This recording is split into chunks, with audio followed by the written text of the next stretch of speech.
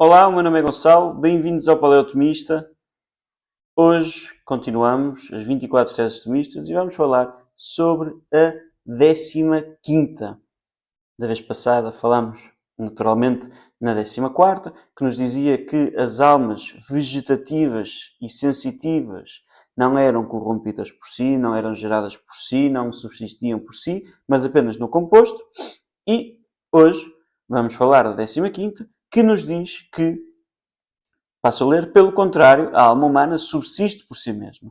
Podendo ser recebida num sujeito suficientemente preparada, é criada por Deus e, por natureza, é incorruptível e imortal. A tese é breve, o episódio vai ser breve. Ponham gosto, partilhem, subscrevam e bora lá.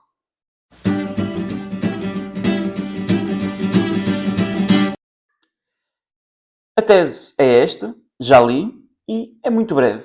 Portanto, começa por dizer, pelo contrário, portanto, contrariamente ao que tinha sido dito na tese 14, a tese 14 já dizia-nos que porque as almas vegetais e sensitivas dependem totalmente da matéria, não são nem geradas por si, nem subsistem por si, nem se corrompem por si.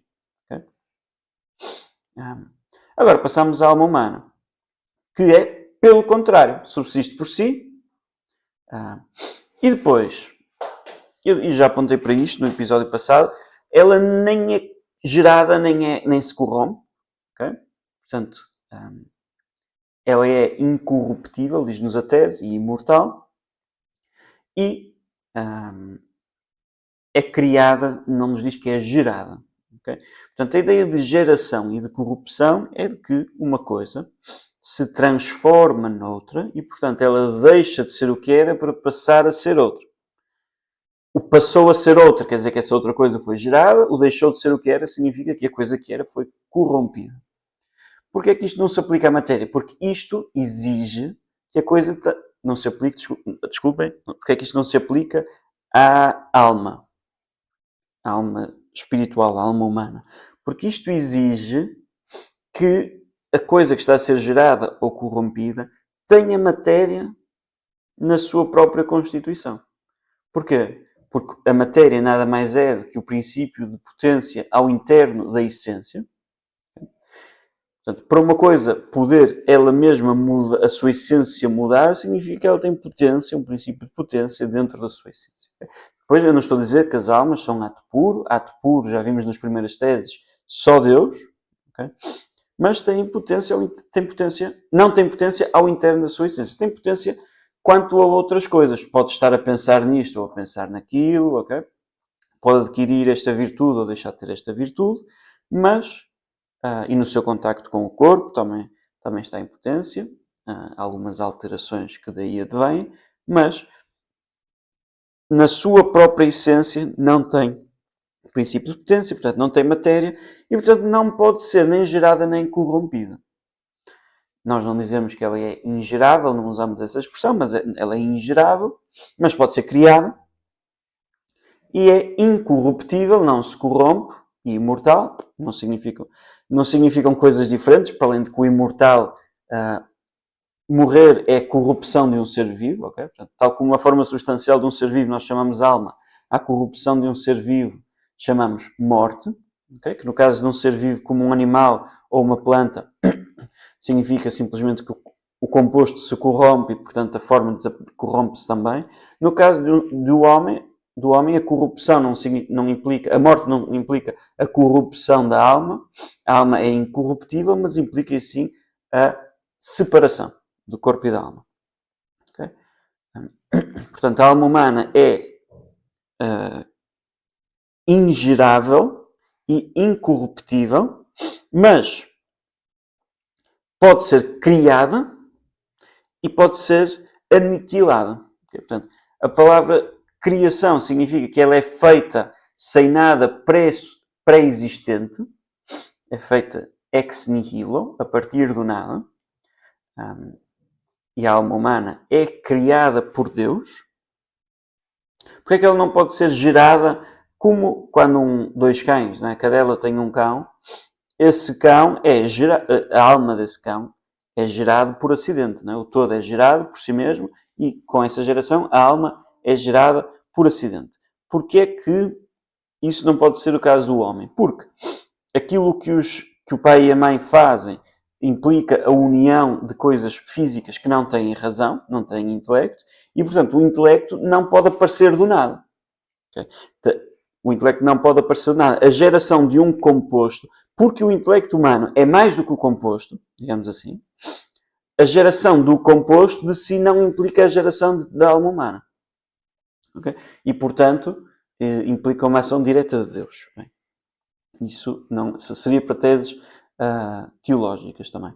Mas, agora, como é que isto funciona, como é que isto se enquadra, Santo Tomás fala disso tudo, mas para nós hoje a tese não foca-se em a alma humana subsiste por si mesma e é criada por Deus. Okay? Diz a tese, podendo ser recebida num sujeito suficientemente preparado, a alma humana tem uma operação intelectual, depois devemos falar das operações da alma humana, mas a alma humana tem operações que não implicam em si nenhuma materialidade, mas que requerem, como ponto de partida, né, como matéria para pensar, né, para nós pensarmos, precisamos de pensar sobre alguma coisa, e essa alguma coisa advém-nos dos sentidos, e portanto é preciso um corpo, um sujeito suficientemente preparado. Okay? É preciso um sujeito tal que vá ter sensações. Tem que ser um corpo que seja capaz das sensações necessárias à intelecção do homem.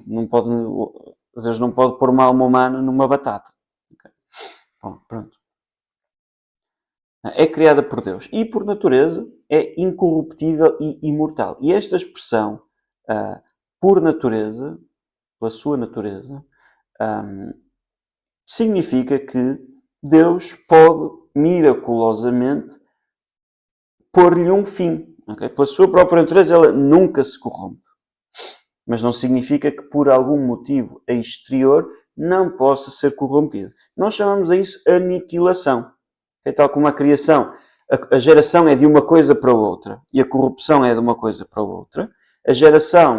A criação é do nada para alguma coisa, a aniquilação é de alguma coisa para nada.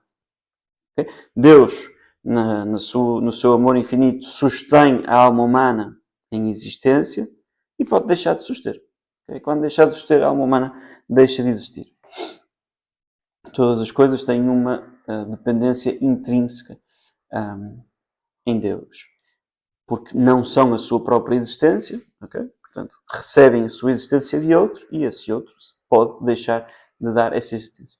Pode, pelo menos, logicamente falando. Agora, se vai ou se não vai, é outra questão. Nós não temos motivos absolutamente nenhuns, segundo a revelação. Filosoficamente não temos, porque filosoficamente nós não podemos saber a vontade de Deus, aquilo que Deus quer ou deixa de querer. Né? Nós podemos filosoficamente saber aquilo que é necessário, aquilo que uma coisa seja possível é possível, que uma coisa necessária é necessária, etc.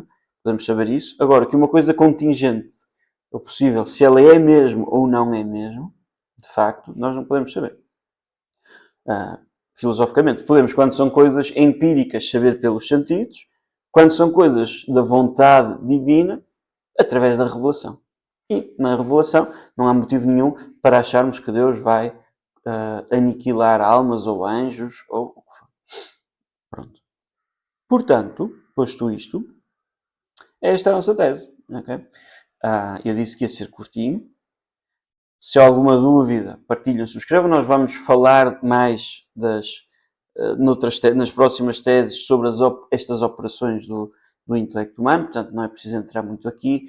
Quem está interessado nesta parte biológica, psicológica, havemos de chegar lá no curso de Filosofia Tomista, e na leitura guiada estamos... Eu sei que está parado há algum tempo. Quer dizer, se quando este vídeo sair, eu espero que já não esteja assim tão parado. Mas pronto, também vemos lá o Tratado do Homem de São Tomás, em que aprofundamos todas estas coisas. Ok? Muito obrigado. Louvado seja Nosso Senhor Jesus Cristo. Para sempre seja louvado em sua Mãe Maria Santíssima. E até para a semana.